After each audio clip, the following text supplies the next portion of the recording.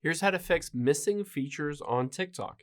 Now, you might be on TikTok and you've seen other people have certain features, but they're missing on your specific app. I'm going to walk you through various steps to get that fixed.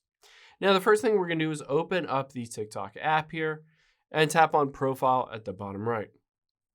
Now, let's tap on those three lines at the top right and hit on Settings and Privacy.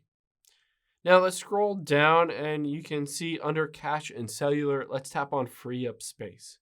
Because what we're going to do is both clear the cache and the downloads on your app. So this is nice that this app allows you to clear directly in the app itself. So let's hit clear, clear cache, clear, delete downloads. So you've removed both of those from this TikTok app. We're going to go through another step as well. So we're going to hop out of here, open up our settings, tap on general, and then iPhone storage. Just shows you every single app that's on your iPhone. Now, if you're on Android, what you're going to do is find the app, clear the cache, delete the app, and reinstall the app. But when I'm on here, let's just find TikTok.